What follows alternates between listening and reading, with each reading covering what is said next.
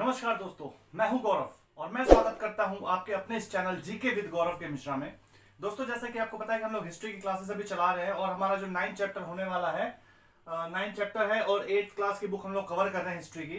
ठीक है, तो जो हमने पिछली कक्षा में बात की थी, तो हमने ये बात की थी कि किस तरीके से जो राष्ट्रीय आंदोलन था उसका संगठन जो है क्या क्या रहा है, और 1870 से लेके 1947 तक के बीच का जो जो समय काल रहा है उसका किस तरीके से संघर्षों में बीता भारत के क्रांतिकारियों के द्वारा, और उन्होंने भारत की आजादी के लिए क्या क्या कार्रवाइयां की हैं। ठीक है, तो हम इसके बारे में हम लोग बात कर रहे थे। ठीक है, हम लोगों ने बात की थी कि 1857 की क्रांति के बाद जो किस तरीके से स्थिति बदली और किस तरीके से 1870 के बाद से किस तरीके से तेजी आई है क्रांतियों में भारत को आजाद कराने के रिगार्डिंग। ठीक है, तो इसी के साथ साथ जो है हम लोग बात करेंगे आज कि जो है जो जो जन राष्ट्रवाद था उसका उदय कैसे हुआ।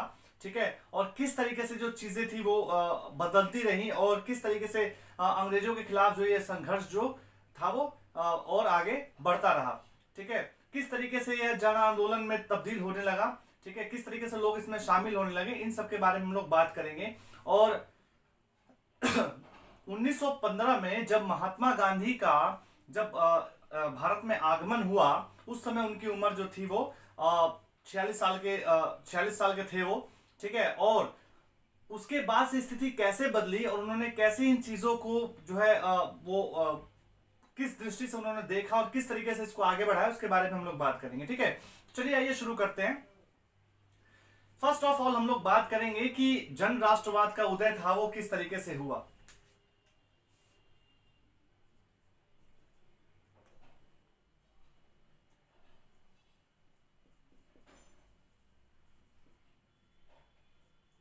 जन राष्ट्रवाद का उदय।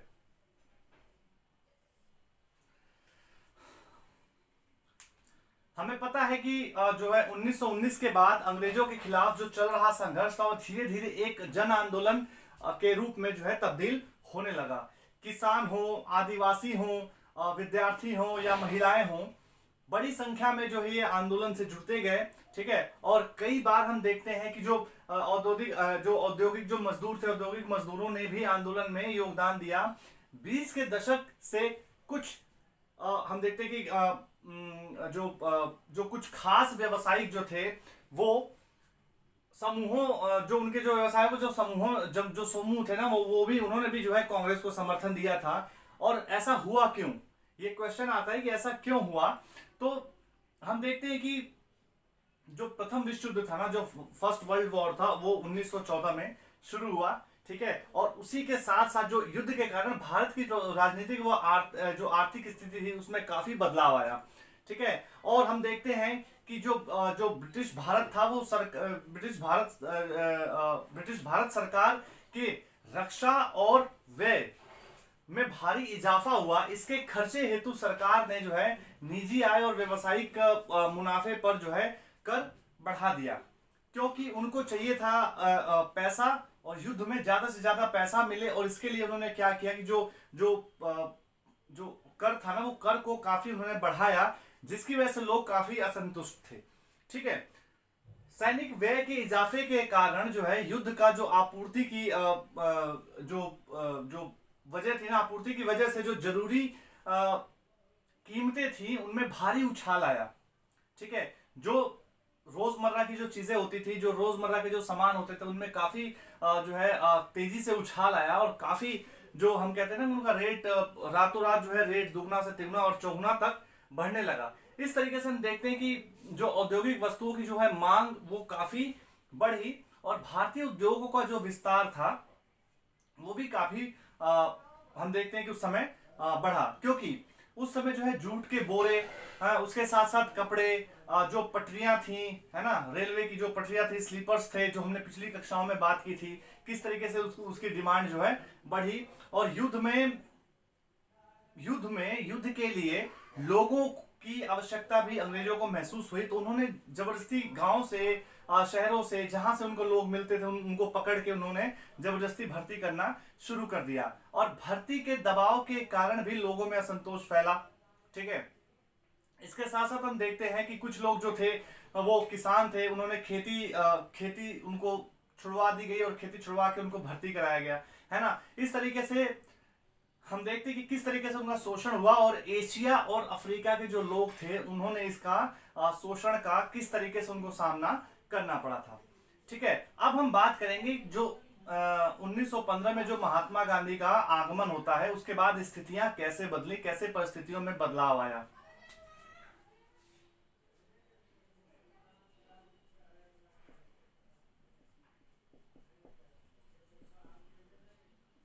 महात्मा गांधी का आगमन,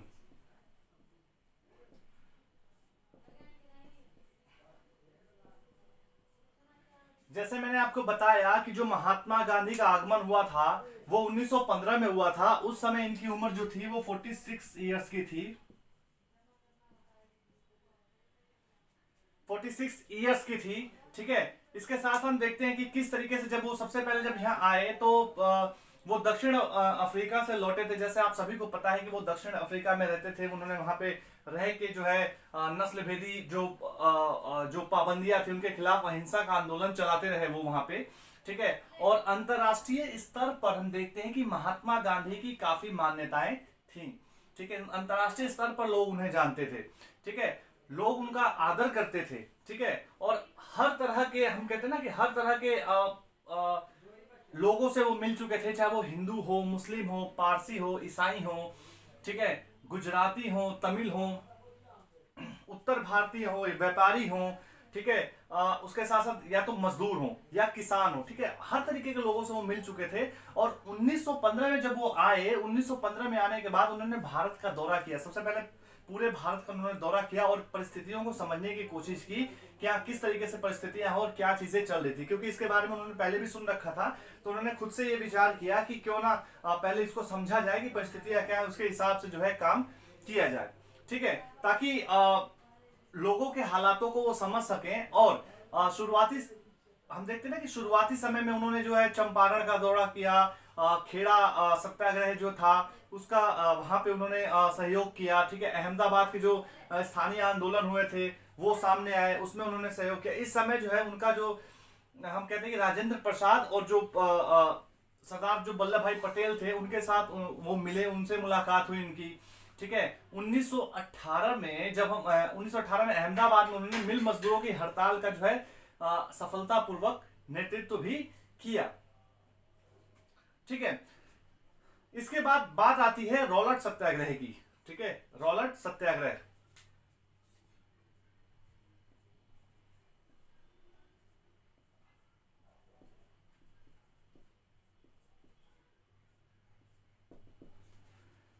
रॉलट सत्याग्रह की बात आती है 1919 में। जैसा आपको पता है कि रॉलट जो सत्याग्रह था वो रॉलट 1919 में गांधी जी ने अंग्रेजों द्वारा हाल ही में जो पारित किए गए रॉलट कानून जो था उसके खिलाफ सत्याग्रह का उन्होंने आह्वान किया। यह कानून अभिव्यक्ति की स्वतंत्रता जैसे मूलभूत अधिकारों पर अंकुश लगाने और पुलिस को और ज्यादा अधिकार देने के लिए ही लागू किया गया था, जिसमें कि हम देखते हैं कि किसी को भी नजरबंद करना, ठीक है, प्रेस की स्वतंत्रता को खत्म कर देना। और उसके साथ साथ हम देखते हैं कि जब कोई मान लीजिए कि कोई एक बुरा काम करता है तो उसकी आलोचना नहीं कर सकते हो आप। अगर कोई आलोचना उस ब्रिटिश सरकार की करता था तो उसको गिरफ्तार कर लिया जाता था और ऐसे ही जेल में डाल दिया जाता था, ना उसके ऊपर कोई कानूनी कार्रवाई होती थी। तो इस तरीके से जो ये कानून जो है लाया गया। ठीक है, और इस कानून के खिलाफ लोगों ने जो है इसका विरोध किया और गांधी जी ने लोगों से आह्वान किया कि इसके खिलाफ जो है सत्याग्रह करना चाहिए। गांधी जी ने इसको जो है शैतान की करतूत कहा था। शैतान की करतूत जो है इस कानून को उन्होंने कहा। ठीक है, और इसके साथ साथ हम देखते हैं कि जो है इसको जो है उन्होंने निरंकुशवादी भी बताया। ठीक है। और गांधी जी ने इस कानून का विरोध करने के लिए लोगों का आह्वान किया। तो उसी के परिप्रेक्ष्य में हम देखते हैं कि एक सभा बुलाई गई थी 13 अप्रैल 1919 को जलियांवाला बाग में। ठीक है, जैसा कि आप सभी जानते हैं, इसके बारे में हम लोग पढ़ चुके हैं, इसके बारे में चर्चा कर चुके हैं विस्तार से। ठीक है, तो 13 अप्रैल 1919 बैसाखी का दिन था और वहां पे जो है अमृतसर का जो जलियांवाला बाग है, स्वर्ण मंदिर से बिल्कुल सटी हुई ही जगह है ये। ठीक है, तो वहां पे एक मीटिंग बुलाई गई इसके खिलाफ जो है सभा करने के लिए। ठीक है, तो उसी में बातचीत चल रही थी और वहां पे जो है सरकार ने दमनात्मक नीति अपनाते हुए वहां पर जो है एओ ह्यूम नाम के एक अंग्रेज अधिकारी, ब्रिटिश अधिकारी को भेजा और वहां पर उसने जो जाकर अंधाधुंध गोलियां चलवाई। ठीक है, उसमें हजारों लोग मारे गए। ठीक है, कई लोग घायल हुए और ये इस तरीके से हम देखते हैं कि किस तरीके से बर्बरतापूर्ण उन्होंने जो है ये नीति अपनाई थी। ठीक है, और रॉबर्ट सत्याग्रह के दौरान लोगों ने जो है ब्रिटिश शासन के खिलाफ हम देखते हैं ना कि काफी लोग जो है एकजुट हुए और हिंदू और मुसलमानों के बीच जो है गहरी एकता बनाए रखने का प्रयास भी किया था। गांधी जी जो थे वो इसकी जो है उन्होंने बहुत ज्यादा जो है निंदा की और वो इसको जो बताया उन्होंने कि मानवीयता के खिलाफ उन्होंने इसको बताया कि इस तरीके से जो कदम उठाए गए थे वो कितने गलत थे। ठीक है, तो हम देखते हैं कि ये जो चीजें थी ना, ये कितना कुछ मतलब सहना पड़ा आंदोलनकारियों को इस देश को आजाद कराने के लिए और अपने जान तक की उन्होंने कुर्बानियां दी। गांधी जी भी जो है गांधी जी चाहते थे कि जो लोग हैं ना वो एकजुट होकर लड़ें और एकजुट होकर इनका सामना, अंग्रेजों का सामना करें। वो चाहते थे कि हिंदू और मुसलमान जो है वो मिलकर जो है इसका सामना करें और यहाँ जो रहने वाले जो लोग थे ना वो सभी लोगों का उन्होंने आह्वान किया और वो चाहते थे वो किसी धर्म का हो, वो सभी मिलजुल कर एक साथ आए और इनकी जो है इनके इनके खिलाफ जो है विद्रोह किया जाए। ठीक है, और एक चीज और थी कि वो हमेशा अहिंसात्मक रास्ते पर चलते थे। वो नहीं चाहते थे कि किसी तरीके का जो है हिंसक कार्रवाई हो या किसी की जान जाए या किसी का मतलब किसी तरीके की जैसे जान माल की कोई भी क्षति हो। वो चाहते थे कि शांतिपूर्वक जो है सत्याग्रह किया जाए, यानी सत्य के लिए आग्रह। आप जो चीजें सही है उसी रास्ते पर चलना चाहिए। ठीक है, और किसी तरीके का हिंसात्मक जो है कार्रवाई नहीं होनी चाहिए। वो चाहते थे कि जो हिंदू और मुसलमान है वो किसी भी न्यायपूर्ण उद्देश्य के लिए एक दूसरे का समर्थन करें। अब इसके बाद बात आती है कि खिलाफत आंदोलन की, और खिलाफत आंदोलन के साथ साथ जो असहयोग आंदोलन था उसको किस तरीके से चलाया गया।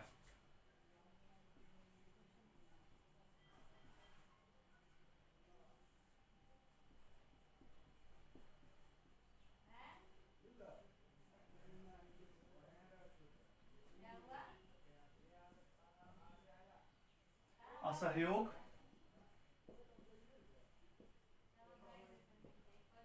आंदोलन। ठीक है, आपको पता है कि 1920 में अंग्रेजों ने जो है तुर्की के जो सुल्तान थे यानी जो खलीफा थे उन पर बहुत बड़ी एक संधि थोप दी।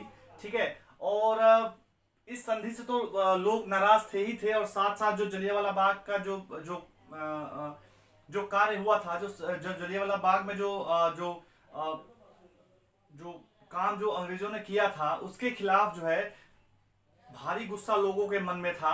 ठीक है, और भारतीय जो मुसलमान थे, ठीक है, वो यह भी चाहते थे कि पुराने जो ऑटोमन साम्राज्य में स्थित जो पवित्र जो मुस्लिम स्थानों पर जो खलीफा का जो नियंत्रण था वो बना रहे। ठीक है, इसके नेता थे मोहम्मद अली और शौकत अली जो है जो खिलाफत आंदोलन था उसके नेता थे। ठीक है, और गांधी जी ने आह्वान किया, वो समर्थन किया कि इन नेताओं को समर्थन किया गांधी जी ने, और अंग्रेज जो जो अंग्रेजों थे उनके खिलाफ जो है उन्होंने इनका आह्वान किया और कांग्रेस से भी यह आग्रह किया कि वह पंजाब में हुए अत्याचारों यानी जलियांवाला बाग जो हत्याकांड था और खिलाफत के मामले में हुए अत्याचार के विरुद्ध मिलकर अभियान चलाएं। ठीक है, 1921 और 1922 के दौरान असहयोग आंदोलन को गति मिली, काफी तेजी से आगे बढ़ता रहा। ठीक है। इसमें जो विद्यार्थी थे उन्होंने स्कूल छोड़ दिए, वकीलों ने वकालत छोड़ दी, जवाहरलाल नेहरू और चित्तरंजन दास जैसे जो जो जो लोग थे इन्होंने भी जो है वकालत छोड़ दी और उपाधियां जो है लौटा दी गई उनको, अंग्रेजों को। ठीक है। और इसके साथ साथ विधानमंडलों का बहिष्कार किया, विदेशी कपड़ों की होली जलाई गई। ठीक है। इस तरीके से जो है हम देखते हैं कि जो असहयोग आंदोलन का जो है वो जो कार्यवाहियां थी वो चलती रही। ठीक है।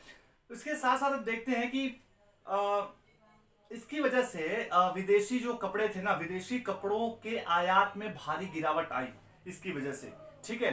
और ये जो आंदोलन था वो पूरे देश भर में व्यापक रूप से फैलता गया, काफी तेजी से फैला। ठीक है। कई जगहों पर लोगों ने क्या किया कि लोगों ने ब्रिटिश शासन के खिलाफ जो है अहिंसक विद्रोह किया। और कई जगहों पर जो विभिन्न वर्गों व समूहों ने गांधी जी के आह्वान के अपने हिसाब से जो है इसका अर्थ निकालना शुरू कर दिया। वो जो थे वो हम कहते हैं ना कि कई लोग जो थे वो अपने मन से भी काम करना शुरू कर देते हैं। उन्होंने कहा कुछ और, जिन्होंने करना कुछ और शुरू कर दिया। ठीक है। ये अपने ही इन्होंने रास्ते अपनाने शुरू कर दिए जो गांधी जी के विचारों से मेल नहीं खाते थे। ठीक है। सभी जगह लोगों ने अपने जो आंदोलनों को स्थानीय मुद्दों के साथ जोड़कर आगे बढ़ाना शुरू किया। ठीक है। कई लोगों ने जो है लगान के खिलाफ जो है आंदोलन करना शुरू किया। उसके साथ साथ शराब की दुकानों का जो है विरोध किया गया। ठीक है। हम देखते हैं कि उसके बाद जो है शराब की दुकानों का घेराव किया गया। ठीक है। वन सत्याग्रह, जो आदिवासी थे उन्होंने वन सत्याग्रह किए, यानी जो जरूरी सामान वो वनों से इकट्ठा करते थे उस पर जो टैक्स लगाया था अंग्रेजों ने, उसके खिलाफ उन्होंने जो है आंदोलन चलाए। ठीक है। इस आंदोलन में सभी लोग एकजुट होकर लड़े। और हम देखते हैं कि जो पंजाब था ना, पंजाब में सिखों ने अकाली आंदोलन, जो सिखों का जो अकाली आंदोलन था, उन्होंने अंग्रेजों की सहायता से जो गुरुद्वारों में जो जमकर बैठे जो भ्रष्ट जो महंत थे ना, उनके खिलाफ उन्होंने या उनको हटाने के लिए उन्होंने जो है आंदोलन भी चलाए। अब हम बात करते हैं कि महात्मा गांधी की, कि महात्मा गांधी को एक मसीहा माना जाता था, उनकी बातों को फॉलो किया जाता था, उनकी चीजों को फॉलो किया जाता था। वो जो चीजें कहते थे लोग उनकी बातों को मानते थे, जनता उनको एक मसीहा मानती थी। और लोगों को यह लगता था कि मुसीबतों से ये छुटकारा दिलाएंगे और गरीबी से छुटकारा भी हम लोगों को दिलाएंगे। गांधी जी ने कहा था कि जो वर्गीय टकराव है, वर्गीय टकराव के बजाय वर्गीय एकता के जो है इन्होंने उसको समर्थन किया। और वो चाहते थे कि जो लोग वर्गीय टकराव को छोड़कर वर्गीय एकता से आगे बढ़े। इन्होंने जो जो जो जमींदार थे, जमींदारों के खिलाफ जो है इन्होंने किसानों की मदद की। खेतीहर मजदूरों को यकीन था कि जो ये उनकी जमीन इनको दिलाएंगे। तो इस तरीके से जो है ना हम देखते हैं कई बार जो गांधी जी का जो नाम था उनका नाम लेकर आदिवासियों और किसानों ने जो है ऐसी कार्रवाई भी की जो गांधीवादी आदर्शों के अनुरूप नहीं था। ठीक है। लोगों ने अपने हिसाब से उन चीजों को चलाया, हिंसात्मक कार्रवाई की, जबकि जो गांधी जी थे वो अहिंसा के पथ पर चलने वाले थे और सत्याग्रह में विश्वास रखते थे। ठीक है।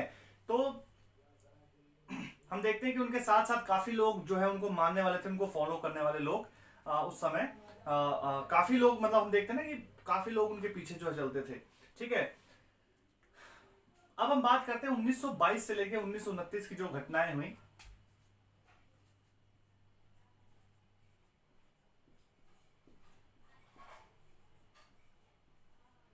उन्नीस सौ 1929 की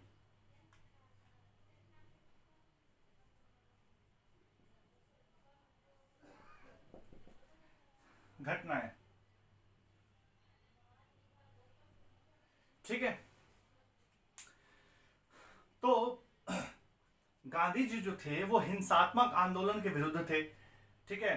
सभी को पता है कि भाई वो हिंसा में विश्वास नहीं करते, वो अहिंसा में विश्वास रखते थे। ठीक है। इसी के मद्देनजर जिस समय ये असहयोग आंदोलन चल रहा था, उस असहयोग आंदोलन के दौरान क्या हुआ कि फरवरी 1922 में आपने चौरी चौरा का कांड सुना होगा। ठीक है। तो वहां पे किसानों ने क्या किया कि किसानों की एक भीड़ ने चौरी चौरा पुलिस थाने पर जो है धावा बोला और उस पर हमला करके उसको जो है जला दिया। ठीक है। ये बात जैसे ही गांधी जी के जो है कानों में पड़ती है, उन्होंने क्या किया कि ये आंदोलन तुरंत वापस ले लिया। ठीक है। इस घटना में 22 जो है पुलिस वाले जो है मारे गए थे, और किसानों ने उनको इसलिए जलाया था क्योंकि उनका कहना था कि पुलिस ने जो था वो शांतिपूर्ण जुलूस पर गोली चलाई थी, जिससे काफी लोग, निर्दोष लोग मारे गए थे। ठीक है। और इसके बाद क्या हुआ कि इस रास्ते को छोड़कर जो चित्तरंजन दास और नेहरू जो थे, उनकी, जवाहरलाल नेहरू जो थे, उनकी जो राय थी कि पार्टी जो थी वो परिषद चुनाव में पार्टी को हिस्सा लेना चाहिए, और हम जो है वो पार्टी के थ्रू ही अपनी बात जो है मनवाने की कोशिश करेंगे। इस चीज को देखते हुए 1930 में शुरू हुए सविनय अवज्ञा आंदोलन जो था ना, उसका जनाधार जो है इकट्ठा जो है किया जाने लगा, और देखते देखते जो है हम देखते कि जो जनाधार था वो काफी उपयोगी वो साबित हुआ। ठीक है। वो लोगों को इकट्ठा करने का एक अलग ही तरीका था। ठीक है। और जवाहरलाल नेहरू की अध्यक्षता में हम देखते हैं कि 1929 में, जवाहरलाल नेहरू की अध्यक्षता में 1929 में पारित किए गए प्रस्ताव के आधार पर 26 जनवरी 1930 को पूरे देश में स्वतंत्रता दिवस जो है मनाया गया। ठीक है। चीजें जो थी वो किस तरीके से बदल रही थी आप समझ रहे होंगे। ठीक है। और किस तरीके से जो लोग थे वो जो है सहयोग कर रहे थे। ठीक है। जल्दी से जल्दी वो सभी लोगों का यही विचार था कि जल्दी से जल्दी किस तरीके से जो है इनसे, अंग्रेजों से छुटकारा पाया जाए और भारत एक स्वतंत्र राष्ट्र के रूप में जो है वो सामने आए। ठीक है। उसके बाद हम देखते हैं कि एक कार्रवाई और की गई, दांडी मार्च की कार्रवाई।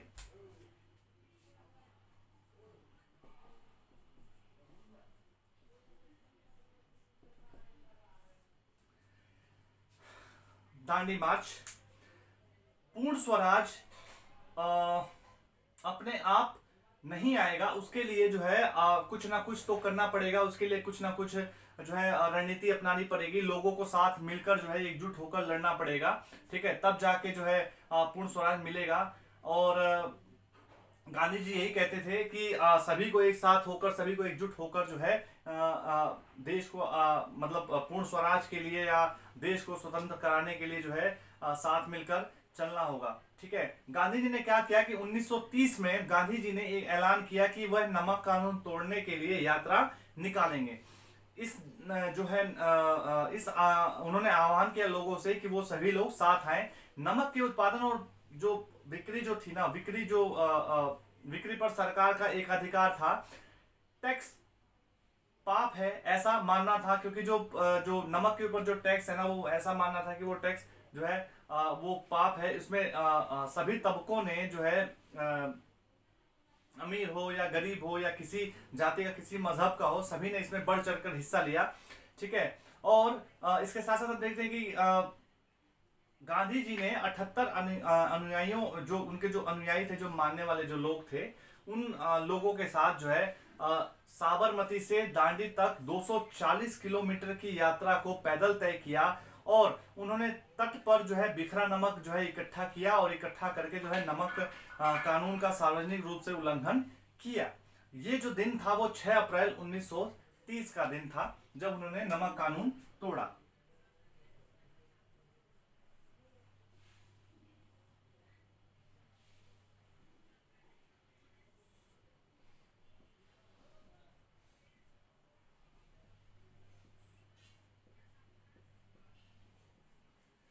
अप्रैल 1930 का दिन था जब उन्होंने नमक कानून तोड़ा।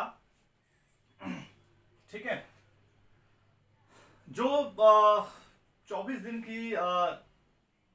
दिन की जो थी है वो यात्रा थी है। ठीक है। 12 मार्च से लेके 6 अप्रैल तक। ठीक है। और इसमें जो था, काफी हम देखते हैं ना कि काफी लोगों ने जो है बढ़ चढ़कर हिस्सा इसमें लिया था। ठीक है। और इस कारण जो है 1935 में गवर्नमेंट ऑफ इंडिया एक्ट में जो है प्रांतीय स्वायत्तता का प्रावधान सरकार के द्वारा वो जो ब्रिटिश सरकार थी वो उसका ऐलान किया गया। ठीक है। और 1937 में प्रांतीय विधायिकाओं हेतु जो है चुनाव होंगे, ऐसा उन्होंने ऐलान किया। और इस चुनाव में जो 1937 में जो प्रांतीय जो विधायिकाओं के जो चुनाव हुए थे, उस चुनाव में 11 में से 7 प्रांतों में जो था वो कांग्रेस सरकार ने जो है अपनी हम कह सकते हैं ना कि 11 में से 7 प्रांतों में कांग्रेस ने अपनी सरकार बनाई थी। ठीक है। और प्रांतीय स्तर पर जो है 2 साल के जो कांग्रेसी शासन के बाद सितंबर 1939 में जो था वो सेकेंड वर्ल्ड वॉर चालू हो गया था। ठीक है। और हिटलर के प्रति आलोचनात्मक रवैये के कारण कांग्रेस के नेता ब्रिटेन के युद्ध प्रयासों में मदद करने को तैयार थे, लेकिन इसके बदले में वो चाहते थे कि युद्ध के तुरंत बाद भारत को स्वतंत्र कर दिया जाए। लेकिन अंग्रेज इस बात को मानने के लिए तैयार नहीं हुए और कांग्रेस की सरकार ने जो था वो इस्तीफा दे दिया था। ठीक है। इसके बाद जो स्थिति थी वो हमको पता है कि 1945 तक जो थी वो जो 1945 तक लगभग वो वर्ल्ड वॉर चला था 1939 से यानी 1939 से लेकर 1945 जब जो था वो सेकेंड वर्ल्ड वॉर वो चला काफी लंबे समय तक। ठीक है। इस बीच भारत छोड़ो आंदोलन का जो है ऐलान किया गया। ठीक है। भारत छोड़ो आंदोलन और उसके बाद की हम बात करते हैं।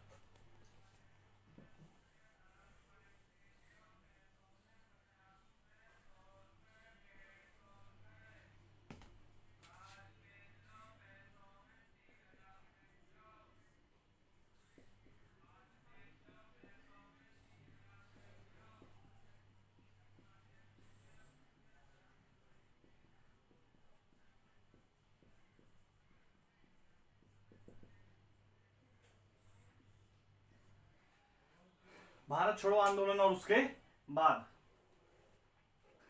तो भारत छोड़ो आंदोलन जो था वो गांधी जी ने दूसरे विश्व युद्ध के बाद अंग्रेजों के जो खिलाफ आंदोलन का एक नया चरण शुरू किया। अंग्रेजों को चेतावनी दी गई, गांधी जी के द्वारा अंग्रेजों को चेतावनी दी गई कि वो जल्दी से जल्दी भारत को छोड़ दें। लोगों से उन्होंने करो या मरो का आह्वान किया और करो या मरो का नारा दिया था। इसके कारण जो अंग्रेज थे वो बौखला गए और उन्होंने क्या किया कि गांधी जी को और अन्य जो नेता थे उनके साथ के उनको उन्होंने उठाकर जो है जेल में डाल दिया। ठीक है। युवा जो थे, युवाओं ने बढ़ चढ़कर इस जो भारत छोड़ो आंदोलन में उसमें हिस्सा लिया था। ठीक है। और देश भर में अच्छा एक चीज है, जब हम इसके बारे में आगे हम बात करेंगे ना तो जो नेक्स्ट आने वाली क्लासेस में हम भारत छोड़ो आंदोलन को अच्छे से विस्तृत रूप में समझने का प्रयास करेंगे कि जो ये आंदोलन था वो कहाँ शुरू हुआ, कैसे शुरू हुआ, कौन कौन से नेता इसमें शामिल थे। एक स्पेशल क्लास इसकी बनाएंगे। ठीक है। ताकि आप अच्छे से इस चीज को समझ पाए। वैसे हम जो अभी जो हम लोग बुक के हिसाब से अभी चल रहे हैं। ठीक है। और बुक के हिसाब से जो एनसीईआरटी की जो बुक्स में जितना कुछ दिया गया हम उसके हिसाब से चल रहे हैं। तो मैं चाहता हूं कि आपके दिमाग में जो है वो चीजें हौज पोज यानी उल्टी पुल्टी चीजें वो ना हो और आपको अच्छे से पहले समझ में आए, बेसिक चीजें समझ में आए। ठीक है। उसके बाद ही हम आगे बात करेंगे। ठीक है। तो एक इसके लिए स्पेशल क्लास बनाएंगे। ठीक है। जो स्वतंत्रता आंदोलन है उस स्वतंत्रता आंदोलन के लिए किस तरीके से जो 1885 का जो काल था 1885 के बाद किस तरीके से जो है स्वतंत्रता आंदोलन में नेताओं ने बढ़ चढ़कर हिस्सा लिया और क्या क्या चीजें हुई हैं, एक एक करके उन चीजों को हम लोग समझने का प्रयास करेंगे। चाहे 2 पार्ट में हो या 3 पार्ट में हो या 4 पार्ट में उसको समझने का प्रयास करेंगे। ठीक है। तो आइए फिलहाल अभी एनसीईआरटी के बुक के हिसाब से हम देख लेते हैं, उसके बाद आगे चीजों को समझने की कोशिश करेंगे। तो जैसा मैंने आपको बताया है कि आंदोलन में जो स्टूडेंट्स थे, जो जो विद्यार्थी थे, उन विद्यार्थियों ने बढ़ चढ़कर हिस्सा लिया था। ठीक है। और हम कहेंगे कि इस समय जो युवा थे ना, युवाओं ने देश भर में जो है वो आंदोलन चलाया और उनके साथ साथ जो हम देखते हैं कि देश भर में जो संचार तथा जो राज सत्ता के प्रतीक थे ना उन पर हमला किया गया। ठीक है।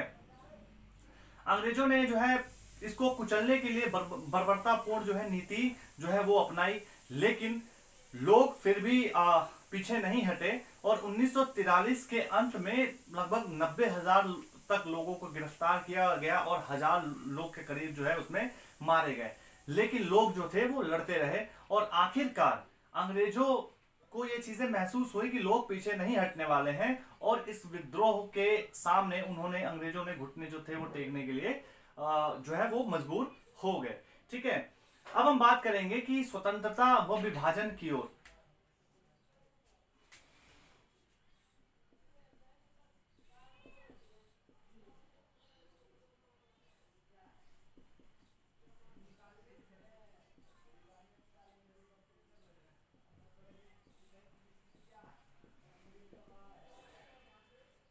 स्वतंत्रता और विभाजन की ओर। ठीक है, तो 1945 में विश्व युद्ध खत्म हुआ। जैसे मैंने बताया कि 1939 से 1945 तक विश्व युद्ध चला, सेकेंड वर्ल्ड वॉर। ठीक है, उसके खत्म होने के बाद अंग्रेजों ने जो है भारतीय स्वतंत्रता के लिए कांग्रेस और लीग के जो है लीग से बातचीत जो है वो शुरू की। यह वार्ता असफल रही क्योंकि लीग का कहना था कि उसे भारतीय मुसलमानों का एकमात्र प्रतिनिधि माना जाए।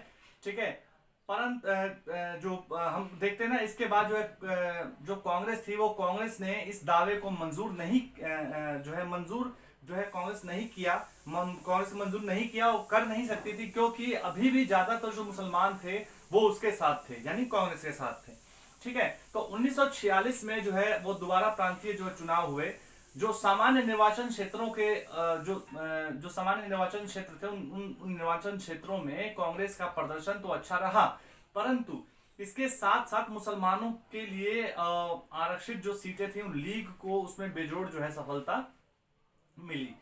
ठीक है, लीग जो थी वो पाकिस्तान के जो मांग पर जो चलती रही और 1946 में ब्रिटिश सरकार ने मांग के अध्ययन के लिए और स्वतंत्र भारत के लिए एक सही हम कह सकते हैं सही राजनीतिक बंदोबस्त जो था वो सुझाने के लिए जो है 3 सदस्यीय परिसंघ जो है वो भारत भेजा था।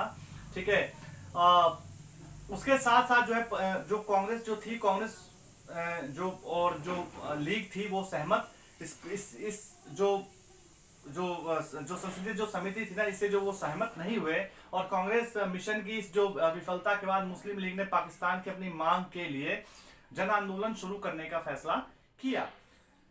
इस जन आंदोलन का जो है उन्होंने 16 अगस्त 1946 को आह्वान करने का फैसला किया और प्रत्यक्ष कार्रवाई दिवस के रूप में मनाने की जो है घोषणा की। इस दिन जो है कलकत्ता में जो थे वो दंगे उस समय भड़क उठे और इसके चलते जो है लाखों लोग मारे गए। जैसा आपको पता है कि जो लीग की मांग को लेकर हिंदू और मुसलमानों में कितना बड़ा जो है टकराव हुआ। ठीक है, लोग समझने को तैयार नहीं थे। लोग एक अलग देश की मांग कर रहे, मुसलमान एक अलग देश की मांग कर रहे थे, हिंदू एक अलग जो थे वो रास्ते पर चल रहे थे। तो मार्च 1947 तक उत्तर भारत के विभिन्न भागों में हिंसा जो थी वो फैल चुकी थी। ठीक है, और लाखों लोग इसमें मारे गए। ठीक है, और महिलाएं जो थी उनको अत्याचारों का सामना करना पड़ा। ठीक है, उसके साथ साथ करोड़ों लोगों ने अपने घर बार छोड़ दिए, वो बेघर हो गए, शरणार्थी के तौर पर इधर उधर भटकने लगे। ठीक है, और उसके साथ साथ जो है पूरे देश की जो है शक्ल सूरत वो बदल गई। ठीक है, शहरों का जो माहौल था वो पूरी तरीके से बदल चुका था और जिसके बाद एक नए देश पाकिस्तान का जो है जन्म होता है। ठीक है, इस तरह ब्रिटिश शासन जो था वो ब्रिटिश शासन से स्वतंत्रता का यह जो आनंद था वो विभाजन की पीड़ा और हिंसा के साथ हमारे सामने आता है। ठीक है, तो हमने इसमें ये देखा कि किस तरीके से जो है पहले तो एकजुट होकर सभी ने लड़ाइयां की, लेकिन लास्ट में आकर जो देखा कि किस तरीके से वो विभाजन का उनको सामना करना पड़ता है और किस तरीके से काफी लोगों का नुकसान हुआ, किस तरीके से जान माल का नुकसान हुआ। ठीक है, और इसके साथ साथ हम देखते हैं कि वो कहाँ गई वो सारी एकजुटता जो लोगों को नहीं समझ में आई और एक अलग राष्ट्र की मांग को लेकर वो आपस में ही लड़ने लगे।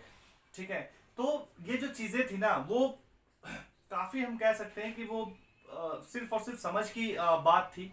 ठीक है, और इसके साथ साथ जो काफी चीजें हमें देखने को इसमें मिलती हैं कि किस तरीके से जो आंदोलन चलाया गया और आंदोलन को किस तरीके से आंदोलन में बढ़ चढ़कर लोगों ने हिस्सा लिया उस समय। ठीक है, अभी इस चैप्टर में हम लोग इतना ही बात करेंगे। ठीक है, अब नेक्स्ट जो चैप्टर होगा उसमें हम स्वतंत्रता के बाद की जो स्थिति है वो समझने की कोशिश करेंगे और जो किस तरीके से नया संविधान बनता है और किस तरीके से जो राज्यों का गठन होता है, विकास और जो योजनाएं थी किस तरीके से उनको चलाया जाता है। ठीक है, उसके बारे में हम लोग समझने की कोशिश करेंगे। ठीक है, तो आप चैनल को लाइक, सब्सक्राइब और शेयर जरूर कर दीजिए। ठीक है, और जो क्लास है वो क्लास को पूरा देखा करिए ताकि आपको चीजें समझ में आए। ठीक है, हम फिर हाजिर होते हैं एक नई क्लास के साथ। तब तक के लिए नमस्कार, धन्यवाद। उम्मीद करता हूँ सभी लोग स्वस्थ होंगे, मस्त होंगे और अपनी तैयारियों में लगे होंगे। बहुत बहुत धन्यवाद, नमस्कार।